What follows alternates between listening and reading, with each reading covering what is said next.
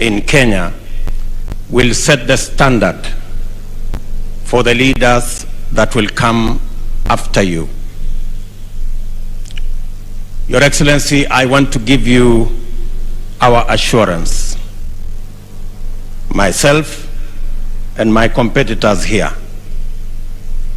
that we will build on the legacy that you have set, and we will ensure that nothing that you will leave behind is left incomplete. We will build on it and make sure that Kenya goes to the next level. Your Excellency,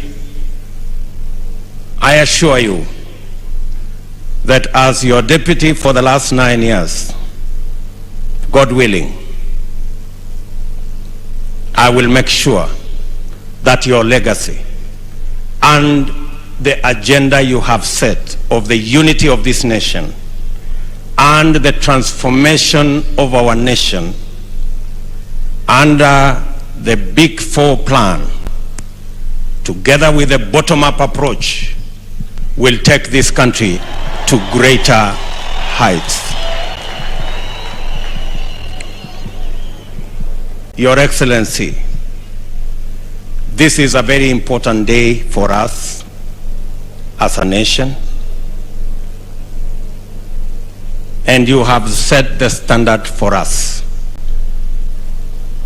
We will work together as a people in a peaceful manner, respecting everybody's right, being tolerant and peaceful, because we do not have another nation. This is the only Kenya we have, and it is our duty to protect it. With those many remarks, Your Excellency, sir, it's now my very humble duty to request you, Mr. President, to make your remarks and lead the nation on this Mashujaa Day. Sote tusimame, tumkaribishe Rais wa Jamhuri ya Kenya aweze kutuongoza kwa ghafla hii. Mheshimiwa Rais. Asante sana. Na tuketi. Kirinyaga hamjambo. Hamjambo tena. Asanteni sana. Your Excellency President Lazarus Chakwera, I want at the very onset to take this opportunity to thank you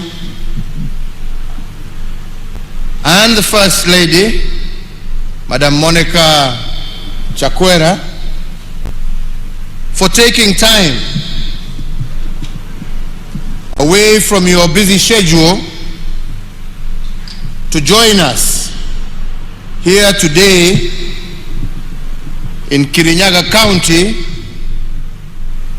to celebrate our Mashujaa Day, the day we remember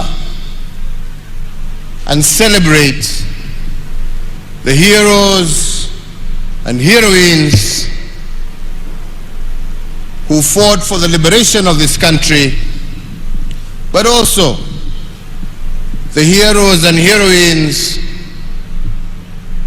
who in their everyday activity continue to make Kenya a great nation. So Your Excellency, once again thank you for accepting our invitation, and at this juncture ningewauliza sisi wote tusimame tumkaribishe mgeni wetu Rais wa Jamhuri ya Malawi aweze pia kunena nasi na kulete salamu zake kutoka wananchi wa Malawi. Welcome, Your Excellency.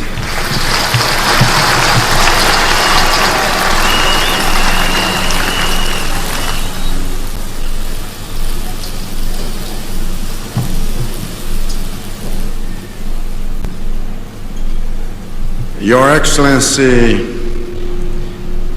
Uhuru Kenyatta, President of the Republic of Kenya, and Your Excellency Madam Margaret Kenyatta, First Lady of the Republic of Kenya,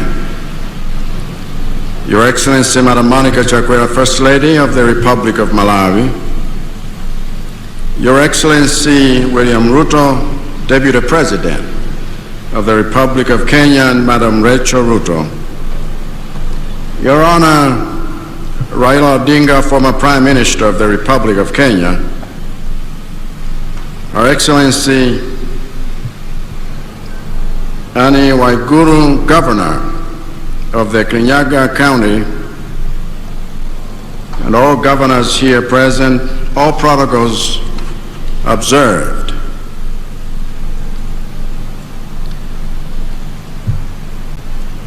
Ladies and gentlemen, Muriega andu wa Kirinyaga wai.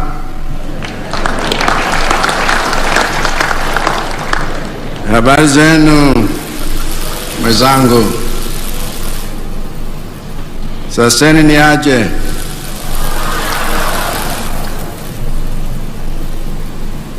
Mko poa? Malawi na Kenya ni ndugu wa miaka mingi sana, tangia wakati wa baba zetu wa nchi zetu, Mzee Jomo Kenyatta wa Kenya na Mzee Ngwazi Dora Kamuzubanda wa Malawi. Mheshimiwa Rais, kuja kwetu leo kutembelea Kenya ni uthibitisho wa undugu wetu na umoja wetu. Naombeni wa Kenya na wa Malawi tudumishe umoja wetu, tujenge uchumi wetu wa nchi zetu, tusaidiane kudumisha amani katika nchi zetu na Afrika. Kwa niaba ya wananchi wa Malawi na kukaribisha Malawi, Mheshimiwa Rais Uhuru Kenyatta, karibu sana.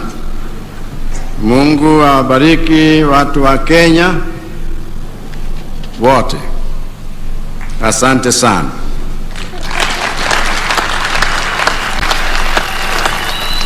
Your Excellency, this Mashujaa Day, I am honored to join you in celebrating those who fought for Kenya's freedom and continue to fight for Kenya's transformation at various levels. Today, Kenya's joy is Malawi's joy. For us, the struggle for independence in Kenya and Malawi is one of the things that binds us together. The struggle for independence in Kenya and Malawi was led by patriots who sacrificed their freedoms to safeguard ours. The struggle for independence in Kenya and Malawi was a fight against the same foreign oppressor. The struggle for independence in Kenya and Malawi was a battle fought in the same decade. It is therefore no accident that after the founding father of Malawi became its prime minister in February of 1963, the founding father of Kenya became its prime minister less than 6 months later. It is no accident that after Kenya gained her independence in December 1963, Malawi gained her independence less than 7 months later. It is no accident that within less than 5 years of Kenya and Malawi gaining their independence, the founding father of Kenya hosted the founding father of Malawi here in Kenya in a joyous October like this one today. Even today, it is no accident that when my government was deciding which road in Malawi's capital to upgrade to a multi-lane highway before any other, the obvious choice was the Kenyatta Drive that connects Malawi's House of Parliament to Malawi's largest hospital.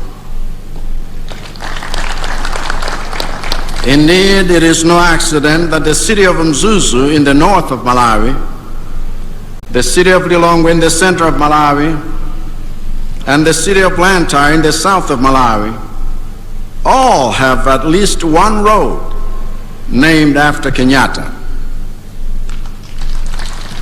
All this is because the founders of my nation wanted to make it clear for generations to come that those celebrated as heroes in Kenya's struggle for independence are celebrated as heroes in Malawi.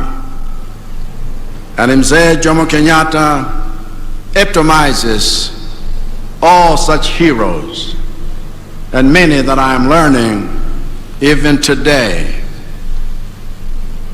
The bottom line is this: whatever path you take to trace the history of independence in Kenya and Malawi, one fact is clear and indisputable. The struggle for independence in Kenya and Malawi did not just take place simultaneously, it also took place symbiotically.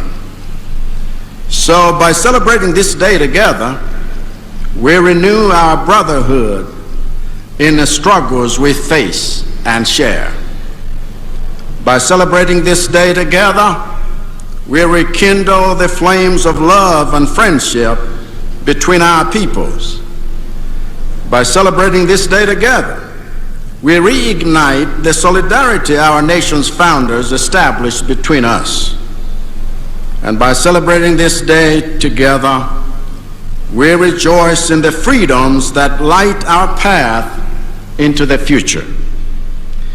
And as I stand here with you all, I see that future. The future I see for our two nations is one of shared exchanges from shared hospitality. The future I see for our two nations is one of shared prosperity from our shared opportunities. The future I see for our two nations is one of shared victories from shared struggles. The future I see for our two nations is one of shared celebrations of shared heroes past, heroes present, and heroes future. It is we, Kenyans and Malawians, who must fight for that future. It is we, Kenyans and Malawians, who must pursue that future. So let us create that future, a future of peace, a future of transformation, a future of genuine love amongst ourselves, because Africans, this is the future we desire. Let us build that future. Let us birth it, if we please. Let us become that future. And God bless Kenya and God bless Malawi. Asanteni sana mabibi na mabwana. Nashukuru sana. Your Excellency.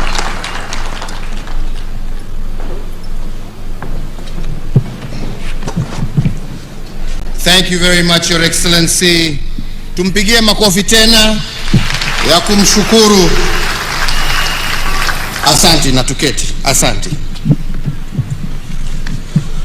Your Excellency, President Lazarus Chakwera, President of the Republic of Malawi, Your Excellency Monica Chakwera, First Lady of the Republic of Malawi, let me once again thank you, Your Excellency, for taking time, accepting our invitation, and joining us on this Mashujaa Day.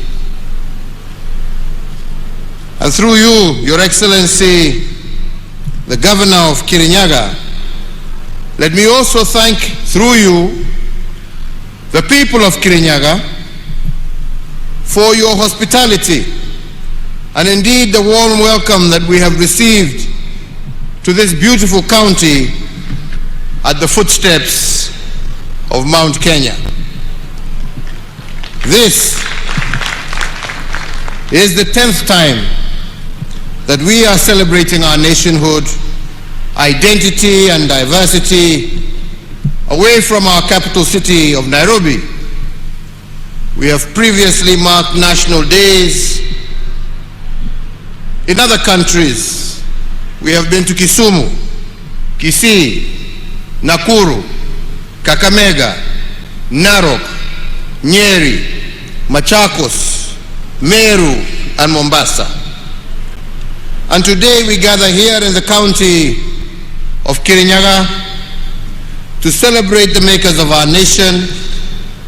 We celebrate all the men and women who laid the foundation stone of our nation, and we also commend all those Kenyans who made and continue to make extraordinary contributions to bring our nation closer to her destiny of being a better, more just, more equitable, and more prosperous nation for all.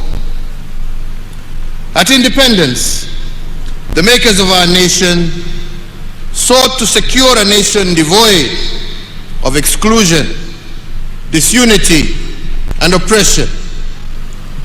Through their hard work, dedication, and sacrifice, today we are a thriving democracy. That generation of nation builders chose hope over pessimism, unity over division, faith over fear, and purposeful sacrifice over narrow interests of the day. When they encountered obstacles, they reminded themselves that an obstacle is what you see when you set your eye off the goal. But like the heroes of faith in the Holy Scriptures, some of those men and women died without beholding our free land or realizing their promise. However, they are immortal, as they will live on in the pillars of the strong and free nation that they built, and in the hearts of eternally grateful generations of Kenyans who followed them. Mashujaa Day is their day, but it is also our day to remember them, to celebrate them, and to renew our commitment to the values upon which our nation was founded. Celebrating Mashujaa Day in Kirinyaga County is significant for a number of reasons. Firstly, this county is named after the mountain of mystery, Kirinyaga. According to traditional folklore, the mountain of mystery was created as God's resting place and a sign of his wonder. After God created the earth, this is where he is said to have rested to admire his workmanship. This mountain, standing tall, was also not just a place of rest and a shrine for worship, It was also a place of renewal, a place of honest conversation, and a place for bonding and reconciliation. We can also note that celebrating Mashujaa Day in Kirinyaga County has a second historical significance, since this county bears the name of this great mountain, and so too our nation. According again to folklore, the naming came from one of the pioneer heroes called Chief Kivoi wa Mwendwa, born 240 years ago in 1780. One of the early colonizers who befriended Chief Kivoi was Dr. Ludwig Krapf, a German missionary from the Anglican Church Missionary Society. And on December 3rd of 1849, Chief Kivoi brought Dr. Krapf to Kirinyaga to behold this mountain of mystery. And when asked through an interpreter what the name of the mountain was, Chief Kivoi told the white fellow that the name of the mountain was Kenya.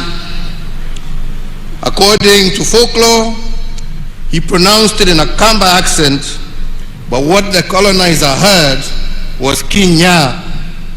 And from this conversation, the name of our nation, Kenya, was born 200 years ago. Kirinyaga County is therefore at the heart of a very rich heritage as a nation. The development of the then Kirinyaga district, created out of the western part of Embu district in 1963, has closely mirrored that of the wider country, culminating with the advent of devolution. The 20th of October is a significant date in our history because in 1952, this was the day that a state of emergency was declared on our land by the colonizers, and hundreds of our founding fathers were arrested. But when our founding fathers, led by the likes of Mzee Jomo Kenyatta, Jaramogi Oginga Odinga, Paul Ngei, Masinde Muliro, amongst others, overcame the darkness of the emergency period, a new order emerged. They had a three-point agenda that resonates to date. They declared war on ignorance, poverty, and disease. And today that war is still on. It is a war we have inherited, and a war that shall also bestow on future generations. The commitment, as declared by our forefathers, is a sacred obligation today, and it is so from one generation to the next. Mzee Jomo Kenyatta, representing the founding fathers, had this to say on the task at hand. And he said, and I quote, that our children will learn about the heroes of the past, but our task is to make ourselves the architects of the future. This is a challenge he posed not only to his generation, but to all Kenyan generations to come. Each generation must not focus only on past heroism, but it must also continuously strive to be the architects of their own brighter future. For us to become architects of the future, we must begin by protecting what was left behind to us by the heroes who liberated this country. And in particular, we were charged with a great responsibility of taking care of our territorial integrity. Since the dawn of our republic, on many occasions, we have experienced territorial aggressions to the sanctity of our borders. Some have been driven from within and others from without. But the message of our founding fathers to these aggressors was simple: not an inch less, not an inch more. And this is the message that must reverberate across the collective quarters that are bent on annexing any part of the territory known as the Republic of Kenya. The resolve of our founding fathers rings as true today as it did then. Not an inch less, not an inch more. And we as Kenyans say this because we are a nation content with our country's bounty and also content with the splendor within our borders. So, fellow Kenyans, the transformation of our security sector has without doubt been one of the most significant endeavors of my administration. We continue to add new arrows in the quiver of our national security by retooling the resources and capacity of our security agencies.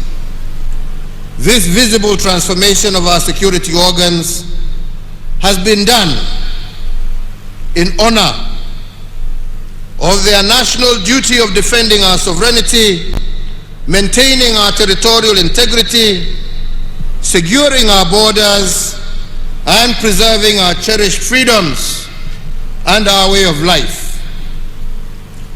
As an affirmation of this, today, Kenya's police to population ratio is at its highest level in our history and is higher than the UN prescribed standard.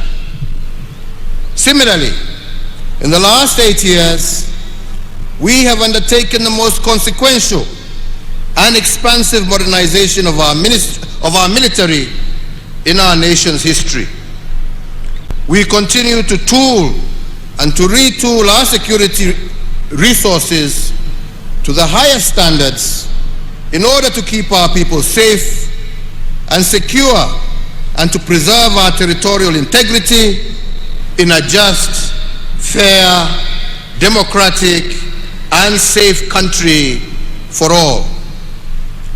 But aside to this, we have also invested in the welfare of those charged with our security personnel, which include a review of their remuneration, benefits, and other allowances, upgrading of housing, provision of insurance, and increasing the capacity of the health facilities used by our security personnel. In addition to what we have already done, we are also building an additional 4 hospitals to cater for them and their dependents in recognition of the heavy toll placed on them and their families. Fellow Kenyans, ladies and gentlemen, now I must return to the subject of being architects of the future. When our founding fathers charged us with this task, what they told us is that the future is not a destination out there waiting for us. It is a destination that we create, block by block. It is like an open book that you write, page by page, moment by moment. But you do not realize it until you are met by unexpected challenges. Challenges like COVID-19. And then all of a sudden, you are placed upon the horns of a dilemma. You can either choose to see obstacles in every opportunity or opportunity in every obstacle.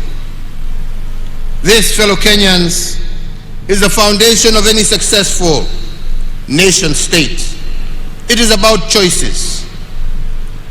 Yet, it is in moments like this that the true character of a nation and a people is revealed. I am proud to say that with the COVID-19 crisis, our state of mind as a government has been one of finding opportunities in every problem occasioned by COVID. Instead of focusing on what is, we have focused on what could be. And this optimism by government, coupled with a basket of stimulus instruments, is what has thrust our economy into rapid recovery, while the global economy, we all know, contracted by an average of 3.6% last year.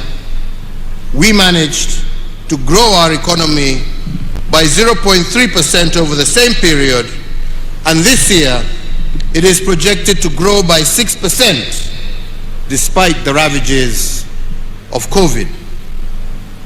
In recognition of the extraordinary and exceptional nature of the pandemic, the government, as the guarantor for enjoyment of social economic rights, issued targeted responses to the pandemic to cushion Kenyans against the effects of the pandemic. My administration made various policy interventions with a view of putting money in the pockets of Kenyans.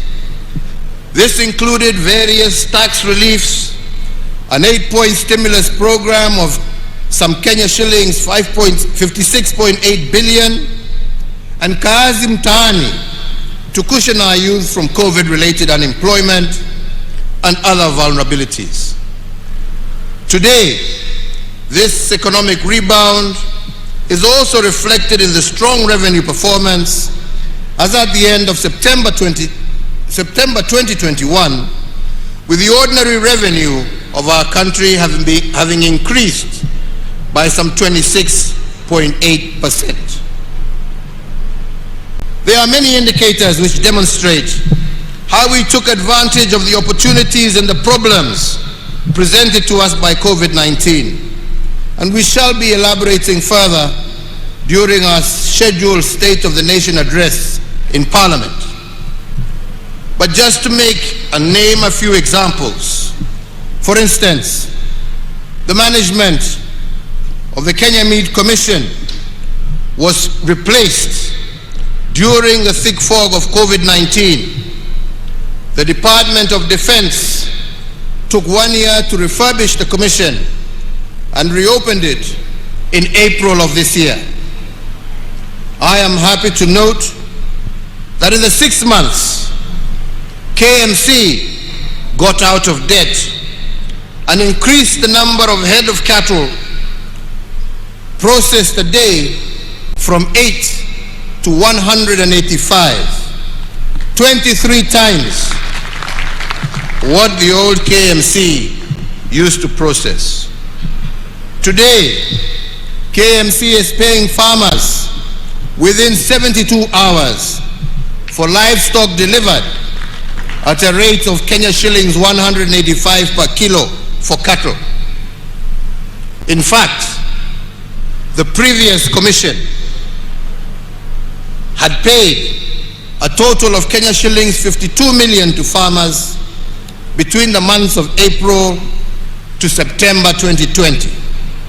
By comparison, the new management of KMC that reopened the plant in April of 2021 has to date, in those short period, paid out a total of Kenya shillings 643 million, representing an increment of over 1,200%. Another area of transformation under the COVID duress is the tea sector. And the story of our tea sector is one that must be told. This sector has been the predatory grounds for cartels for many decades. But it has now been liberated, and its performance has started to improve. On account of the reform measures implemented by my administration. The price of Kenyan tea has increased by 42% in the last 1 year alone, and the minimum auction price of tea now stands at $3 per kilo, the highest price on record for the last 5 years. Indeed, it is expected that our tea farmers will receive a healthy bonus at the end of June 2022, signaling a return to the good old days of Chai Bora, Pesa Bora. In the coffee sector, again I am pleased to report that the determined efforts of our government to root out corrupt cooperatives that have been predating on our coffee farmers have borne fruit. The revitalization of the new KPCU by government has brought healthy competition into the coffee milling activities. And as a result, farmers in high-yielding areas like here in Kirinyaga are now receiving upward of Kenya shillings 100 per kilogram for their coffee, up from the average Kenya shillings 25 per kilogram in 2019.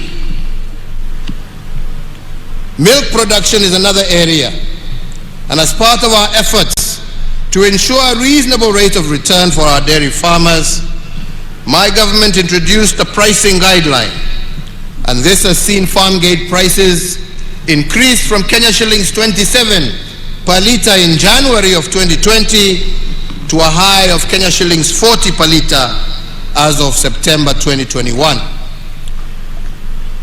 On rice, I did, when I visited Kirinyaga last, direct that the Kenya National Trading Corporation purchase all the rice, not only from Ware, but also from Kano Plains, for onward selling to our disciplined forces, prison services, as well as to our boarding schools.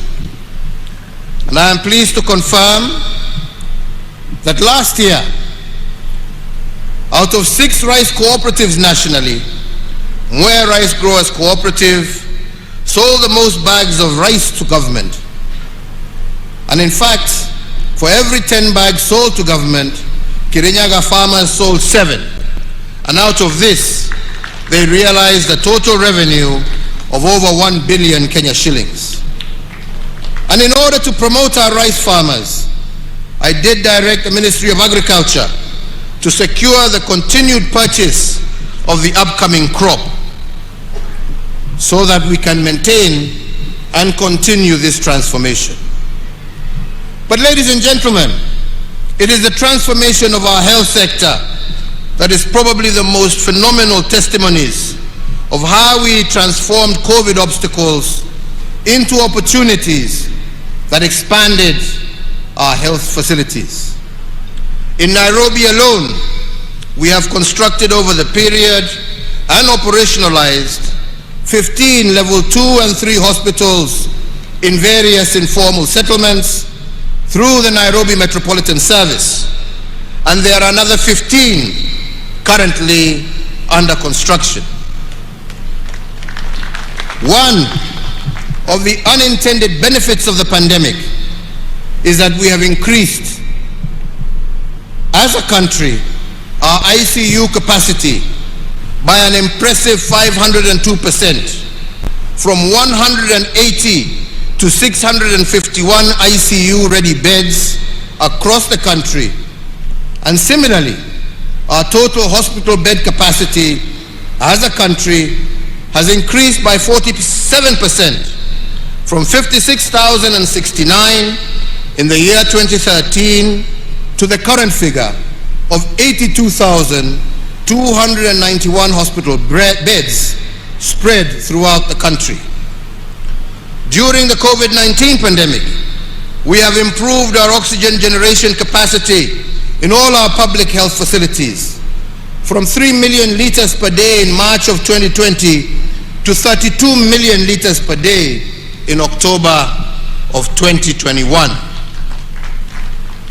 We have further increased the number of reference laboratories that can test for notifiable diseases of international concern and public health importance from one single laboratory in March of 2020 at the beginning of the pandemic to what we have today, which stands at 95. Fellow Kenyans, I just wish to remind you that at the beginning of the pandemic last year, we used to ship our samples for testing in South Africa, and the result turnaround time would be anything up to 5 days onwards. Today, we have our own capacity.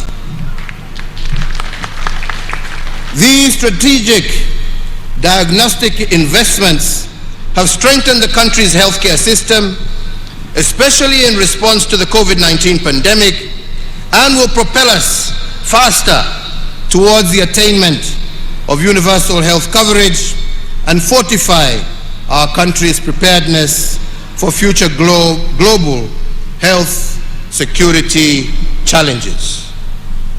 The health workforce is a key pillar of every healthcare system, yet many times it turns out to be the weakest link, typically seen as a cost driver instead of an area for public and private investment in health service provision. In a bid to bridge the gap in human resources for health, the government has progressively recruited an additional 36,900 healthcare workers in the last 9 years, bringing total public health workforce to what it is today, 75,000 health workers. The mid-level healthcare worker plays a critical part and role in the health service delivery throughout all levels of care, specifically at the primary care level. And to this extent, we have expanded the capacity of our medical training colleges to train this critical mass of health experts from 28 KMTC campuses in 2013 to the current 71 campuses spread across 44 of our 47 counties. My administration has also put in place a comprehensive nationwide program to upgrade selected hospitals in all the 47 counties through provision of specialized, modern, state-of-the-art medical, diagnostic, and critical care equipment. Through the Managed Equipment Services project, whose objective was to improve access to quality specialized healthcare services throughout our country, under this project, we have identified and equipped 115 hospitals with various theater equipment, 101 hospitals with various radiological and imaging equipment, 14 facilities with ICU equipment, and 54 facilities installed and commissioned renal equipment for dialysis. Through this massive investment, 628,000 people have benefited from theater services. 587,000 people have benefited from dialysis out of the 577 dialysis machines installed, and 23,574 people have benefited from ICU services, and over 5.7 million Kenyans have been served using the 22 MRI machines, the 214 X-ray machines, the 83 CT scanners, and the 229 ultrasound equipment that we have installed in various hospitals. All these some investments have so far benefited over 6 million patients and saved our country an equivalent of 131 billion shillings. Ladies and gentlemen, just the other day, I opened not just a first for Kenya, but for our entire sub-region. As a result, many of our citizens suffering from cancer will now have the benefit of early detection leading to early treatment and cure, thus saving many lives. This, in addition to the millions of shillings that families who would have been forced to travel abroad seeking treatment for their loved ones will now save. 3 other areas have thrived despite the COVID dispensation. The first one is our robust infrastructure development. And indeed, to celebrate our Mau Mau liberators, a 582-kilometer road called the Mau Mau Road is under construction in their honor. And this will be the single longest road constructed in Kenya since independence. It runs through Meru County, from Kieni to Mara, through Embu County, from Kairore to Irangi, through Tharaka County, from Kibuga to Itunguru, and in central Kenya, it runs from Mudhidhi to Kiangwashe, and from Kembe to Mogumo Road. This is longer than the Nairobi-Mombasa highway by 140 kilometers, and it follows the warpath taken by our Mau Mau liberators as they fought the colonizers, and once complete, roads will be able to connect to various parts of the country without necessarily having to pass through Nairobi. Another piece of infrastructure that I believe would make our founding fathers proud is the Nairobi Expressway. This is the largest expressway in Africa, stretching a total of 27 kilometers, running from Mulolongo in Machakos County to Rironi in Kiambu County. And from Rironi, plans are underway for another dual carriage that will soon be launched that shall run all the way to Mau Summit, traversing the Rift Valley. In total, we have had 7,991 kilometers of new tarmac road with an additional 4,800 kilometers currently under construction. The major flagship road projects include the Isiolo Mandera Road, Garissa Nuno Mudogashi Wajir Road, Lokicha, Lodwa, Lokitang, Nakadok Road, the dualling of the Kenol Sagana Marua Road, the expansion of the Mombasa Mariakani Road, the Garsen Witu Lamu Road, the expansion of Makupa Bridge and approach roads, the expansion of the Athi River Machakos Turnoff Road, the Ahero Kisii Sibania Road, the Kibwezi Mtomo Kitui Road, and the reconstruction of the Kitale Kapenguria Lodwa Nakadok Road to the border with South Sudan, to name but a few. The second area that has also thrived during the last 2 years is the digitization of our economy as a measure of improved governance. In keeping with being architects of their own future, young people drawn from all over the Republic are the driving force behind seminal programs that will revolutionize the way we conduct business in our country.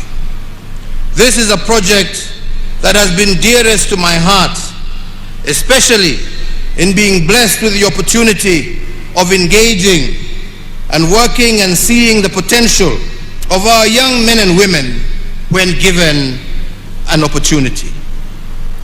I will elaborate on this on another occasion, but today permit me to focus primarily on the land sector. For 125 years, our land registry was manually managed and very messy. In fact, some of this mess was deliberate, engineered to facilitate land theft and corruption. But with the help of this youth-led team, we have begun the process of digitizing the land registry. And what has surprised us, as we reference title deeds with geographical coordinates, is the historical fraud that has existed in our land sector. we have found private land titles to roundabouts in major highways, private land titles on airport runways, and all of this because titles were issued without reference to geographical coordinates or what experts call georeferencing.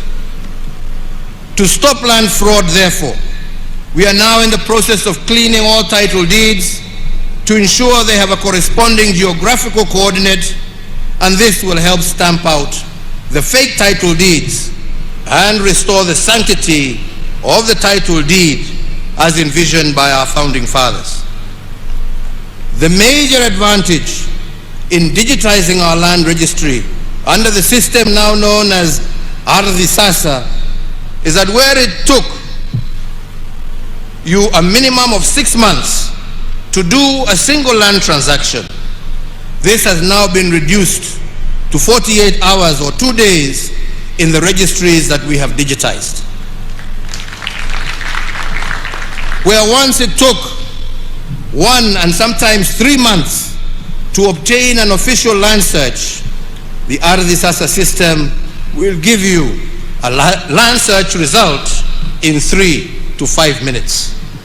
And now, with digitization, we have the platform to ensure that every inch of Kenya is mapped and all areas eligible for allocation and issuance of titles have an accurate, secure, and fraud-free system of issuance.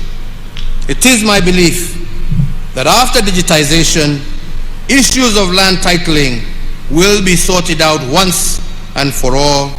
And I say so because my administration has already issued 5.3 million titles under the manual registry in only 8 years. That is equivalent to the number of title deeds issued by the colonizers and the first 3 administrations combined in a total of 125 years. So I believe that if we have achieved 5.3 million titles in 8 years under an archaic system, how much more will we be able to achieve once the national system is completely digitized? Added to this, we have taken the independence era dream of decent, affordable shelter and used policy instruments and incentives to make it a reality. One such intervention is that anyone registered as a pensioner can withdraw up to 40% of their pension and use it to get a housing mortgage. Additionally, we have exempted first-time mortgage holders from payment on stamp duty, and in addition to a range of incentives for developers who build units under the Affordable Housing Program. Further, and on digitizing our economy, in April of 2013, during my first few months as president, I directed the National Treasury to conduct a detailed survey of all chargeable government services to ascertain how many of these services were paid through digital means. The survey found that over 1/3 of all payments to government were cash-based, presenting a high opportunity for leakage and abuse of the system. In one case, 60% of revenues were spent on making collections. By launching the e-Citizen platform in August of 2014, 350 government services have now been migrated to the e-Citizen platform. And in the 7 years since its inception, the e-Citizen has served a total of 27.2 million unique customers and collected over Kenya shillings 87.1 billion in revenues. Fellow Kenyans, our forefathers' quest for a just and fair nation for all will only be truly realized when we have every single service delivered through a transparent and accountable channel. Therefore, digitization is an important part of our endeavor to improve delivery of government services. Digitization aims to eliminate the duplication of efforts in data collection, processing, storage, and production of identification documents, which has been a feature of government operations since the dawn of our republic. Our policy interventions will also enhance the security of the current ID card through the implementation of a microchip electronic identity card that mitigates against emerging security threats such as identity theft, fraud in financial transactions, and the creation of false identities that are utilized in terrorism and other major crimes. This improved identity card will also be used as a secure travel document within the East African region. To those of you, my friends, who are used to analog systems in order to facilitate corruption, I tell you that the end is nigh, notwithstanding how many court orders you procure, hii itafika mwisho. To all Kenyans, for us to achieve most of these things under the COVID restrictions, I want to thank you. Without your civic responsibility, innovation, and resilience, none of this would have been made possible. From very early in the COVID crisis, I appeal to you to be your brother's keeper and to exercise restraint as we navigate through this unfamiliar enemy. And all of you, each and every Kenyan, made us proud by doing this. The vision of our forefathers was a nation free of ignorance. The remnants of ignorance will only be uprooted from our midst when we continuously build the capacity of our citizens to remain abreast with the demands for a rapidly changing world.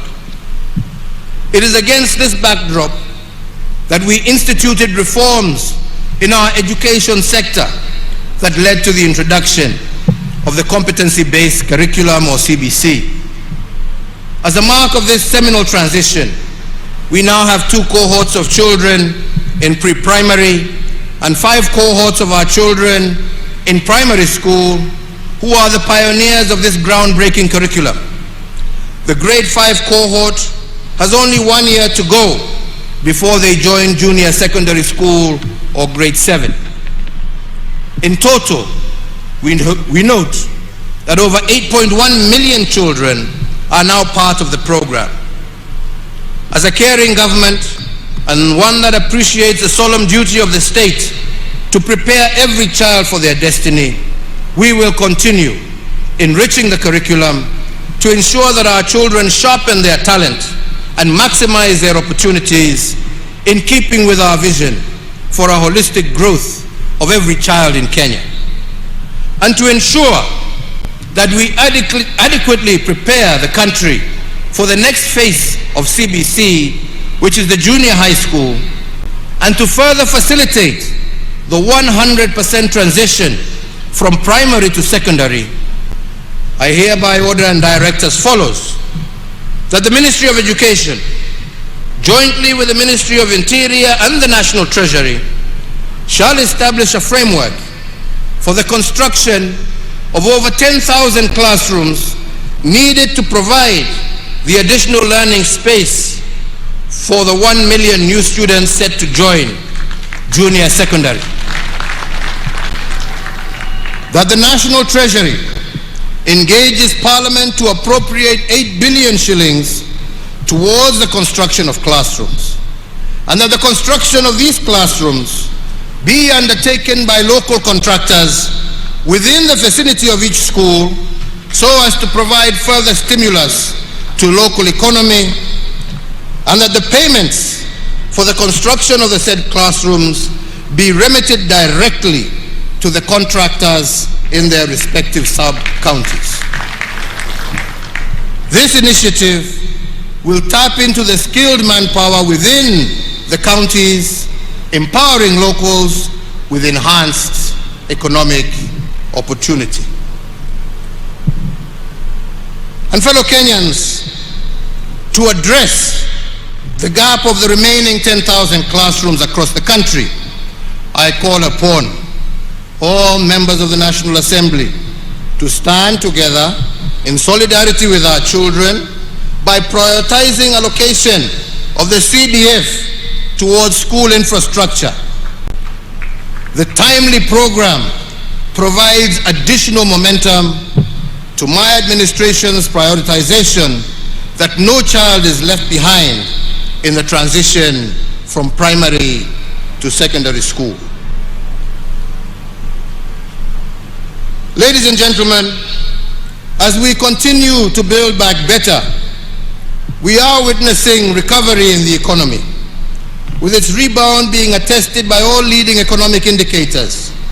They all point to a stronger economic recovery beginning in the present year. This rebound is a result of the gradual reopening of our economy, especially the service sector, coupled with stronger global demand. This recovery is reflected, as I said earlier, in the strong revenue performance for the quarter ending September 2021, which saw our ordinary revenue increase by 25.8% and amounted to Kenya shillings 441.8 billion, amounting to a collection of Kenya shillings 17 billion above the target that had been set. The first and second stimulus packages were designed by my government to ensure that our economy would endure the shocks occasioned by the lockdown measures implemented in the early stages of the COVID-19 pandemic.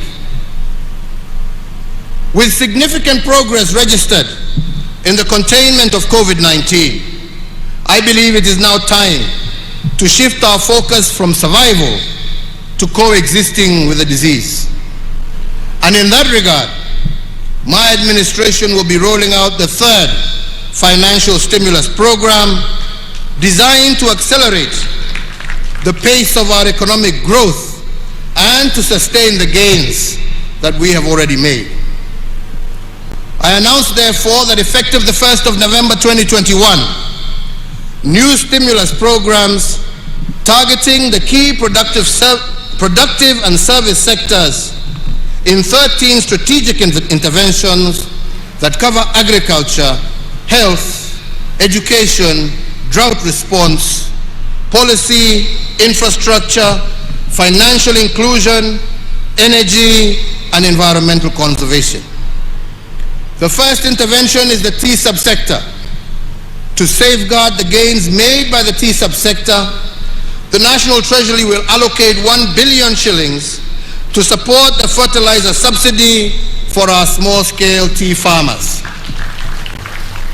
The second intervention is in the sugar subsector.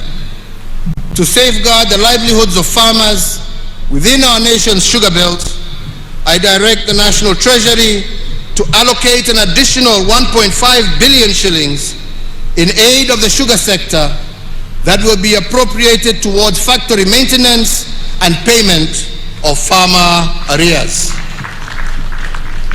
The third intervention is the coffee subsector. In acknowledgement of the pace of the ongoing reforms in the subsector, the National Treasury to allocate 1 billion shillings to the Ministry of Agriculture to be appropriated towards the completion of the ongoing interventions in the coffee subsector. The fourth intervention is the livestock sector.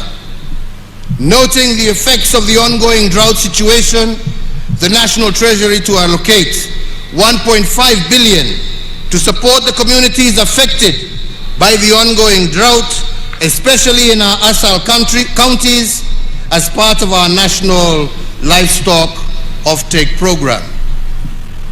The fifth, also applying to the livestock sector, and in order to secure a reduction in the prices of animal feeds, I direct the Cabinet Secretary for Agriculture, jointly with the National Treasury, to issue within 7 days a framework that will facilitate the reduction of the cost of animal and chicken feeds. The sixth intervention is in education. As I have said earlier, and noting the success of our administration's policy on 100% transition from primary to secondary education, Kenya shillings 8 billion to the Ministry of Education for the CBC Infrastructure Expansion Program. The seventh intervention is in health, and to ensure access to medical coverage across our nation, and as part of our universal health coverage program, the Ministry of Health will move with speed to establish an additional 50 new level 3 hospitals to be situated in non-covered areas and densely populated areas across our nation. And I further direct the National Treasury to allocate a sum of 3.2 billion shillings for the immediate construction of these medical facilities, again using local contractors so that the effect is also felt on the ground uko mashinani. Is the National Sanitation Program. We started this program to harness the energy of our young people and to give them a buffer against COVID-related unemployment. Noting the success of Kazi Mtaani program and its effect in enhancing opportunities for youth across the country, we direct the National Treasury to allocate Kenya shillings 10 billion for the third phase of Kazi Mtaani to be rolled out in all counties, with priority being given to densely populated areas. The above measures should inject an additional 25 billion shillings into our economy. These new initiatives complement ongoing state interventions that are expected to sustain the momentum of recovery within the year's growth rate projected to be at 6%. The ninth intervention is on energy and petroleum. Being fully aware of the positive strides being made in our economic recovery, the gain stands the risk of being eroded by high energy prices. And to address the plight of our people, I do direct that the Ministry of Petroleum and Mining, jointly with the National Treasury, to develop by the 24th of December a framework for stabilization of petroleum prices so as to cushion Kenyans against the turbulence caused by the current volatility in fuel prices, and that B, the Ministry of Energy shall secure the full implementation of the report of the Presidential Task Force on review of power purchase agreements that establishes a pathway for the reduction of electricity prices by 30% by or before the 24th of December this year. I look forward to Kenyans being relieved of the burden of high tariffs by Christmas Day. The 10th intervention is in the banking sector. The transformation of our economy and the emergence of our nation as a financial hub is as a result of the efficiency secured by technology. The gains we have made in digitization of our financial processes and transactions have made it possible for us to better track and trace illicit flows of money. In view of these, we remain committed to the anti-money laundering and the combating of financing of terrorism CFT frameworks stipulated by the Proceeds of Crime and Anti-Money Laundering Act, POCALMA. These include the requirement for financial institutions to report cash transactions above $10,000. However, it should also be recognized that the implementation of the framework by banks has been onerous for micro, small, and medium enterprises, and cash still remains an important payment channel for MSMEs, representing 80% of all their financial transactions. Therefore, accordingly, the implementation of the cash transaction requirement by banks has not been facilitative of the operations of MSMEs and to some extent has inhibited their growth. And in this regard, I further order the National Treasury, after consultation with other stakeholders, to immediately cause the upward revision of the cash transaction reporting threshold from the current mark of 1 million shillings, applicable to both withdrawals and deposits by customers. The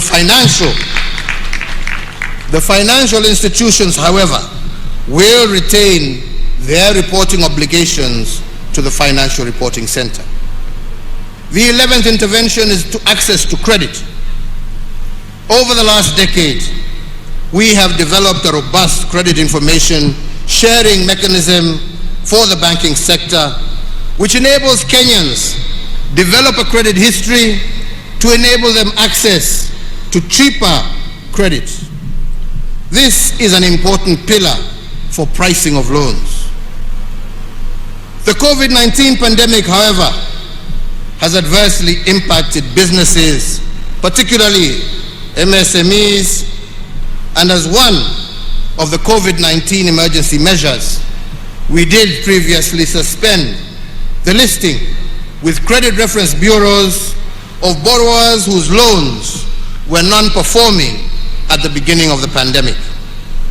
This suspension lasted for 6 months, from April to September of 2020, and provided relief, particularly to medium, small, and micro enterprises during the pandemic period.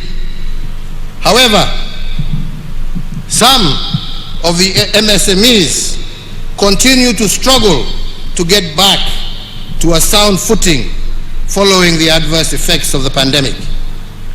So in that regard, and to further augment the interventions that we are making to give micro, small, and medium enterprises reprieve, I further order the National Treasury, in consultation with stakeholders, to secure the following additional measures to provide further space for recovery of micro, small, and medium enterprises. That the relevant authorities will, for loans less than 5 million, effect a moratorium of listings in CRBs for a period of 12 months to the end of September 2022. And further, borrowers with loans below 5 million and below, listed on the CRB from October 2020 to date, will not have that listing incorporated in their credit reports for the next 12 months ending September 2022. In addition to foregoing measures and to accelerate our economic recovery, I also urge all banks and financial institutions to accommodate customers who seek to restructure their banking facilities. The 12th intervention is digital financial services. In recognition of the importance of digital financing services, especially to the small-scale traders and the household at large, I do direct the National Treasury to engage all digital payment providers with the aim of deepening and expanding the use of the digital payment channels so that people can save more on their wallets and use them more. The 13th intervention is in the area of vaccine production. If there is anything that we have learned, not only as Kenyans but as Africans, from the COVID-19 pandemic, is the essence of self-reliance. As the first step towards this goal, we as a government have established a company to facilitate this venture in the name of Kenya Biovax Limited, and therefore the Ministry of Health should operationalize this company to build a form and fill and eventually manufacture vaccines in our country by Easter of next year. Fellow Kenyans, on the 29th of June 2021, during my 16th address on the COVID-19 pandemic, I pledged to the nation that by Christmas this year, we would have vaccinated over 10 million adults. Today, I am pleased to confirm to the nation that we are on course to realize this target. As of today, we have vaccinated 5 million adults. Owing to the compliance with the health protocols and guidelines on COVID-19, I have further noted with much appreciation that surge of infections has declined over the last 2 weeks, as characterized by the positivity rate of below 5% that has been registered over this period. I once again want to thank the people of Kenya for exercising an admirable degree of civic responsibility in this fight and truly being their brother's keepers. It is, however, important for all of us to appreciate that we are not yet out of the woods, and we must therefore continue to observe the containment measures as directed by the Ministry of Health, as this is the only way to sustain the gains we are making and guarantee the full reopening of our economy. I want to, at this juncture, particularly thank our Interfaith Council for their cooperation in steering the resumption of in-person and congregational worship, and indeed all our health workers and security officers for their commitment to duty during this particularly difficult time. So, fellow Kenyans, the National Emergency Response Committee on COVID-19 and the National Security Council have continued to monitor the evolution of the disease situation within our borders. And therefore, given the progress in containing this disease, the committee, jointly with the Council, has recommended a review of the existing containment measures. Accordingly, the number of persons gathering for in-person worship is now reviewed upwards from 1/3 of the congregants to 2/3, provided they adhere to all the health protocols. In the same regard, and by the authority vested in me as President, I hereby order and direct that the nationwide dusk to dawn curfew that has been in effect from the 27th of March 2020 be and is hereby vacated with immediate effect. Asante sana, God bless you and God bless Kenya. Asanteni sana. Basi kwa heshima naomba sote tusimame kwa ajili ya wimbo wa taifa. Ninaomba kwa heshima sote tusimame tafadhali kwa ajili ya wimbo wa taifa. Watamalize ndio. Watamalize ndio.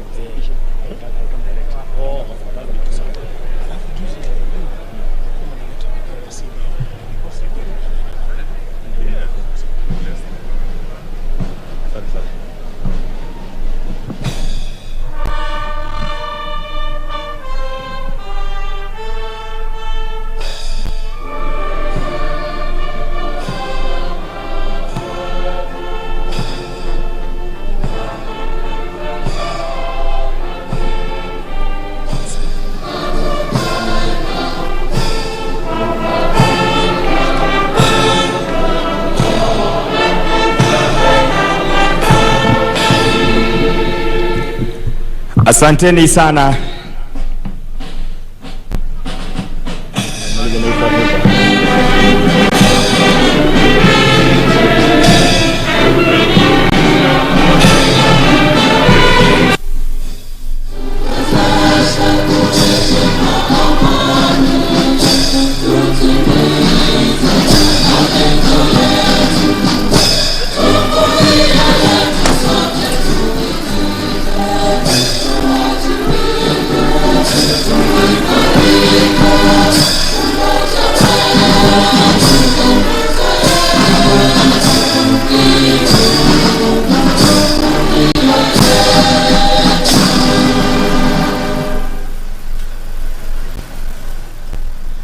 Baada ya hotuba ya Mheshimiwa Rais, nitaomba tuwe watulivu ili tuweze kutangaziwa itifaki ya kuondoka Kenya na Mheshimiwa Bi Margaret Kenyatta wataondoka kwanza, na wale wengine tuwe watulivu ili tuweze kuongozwa katika itifaki. Tumhe nafasi Mheshimiwa Rais anapoondoka. Wale wengine wote tutatulia hadi tupewe itifaki ya kuondoka, the exit protocol. Anaondoka sasa Mheshimiwa Uhuru Kenyatta na Mheshimiwa Bi Margaret Kenyatta. Wale wengine tuwe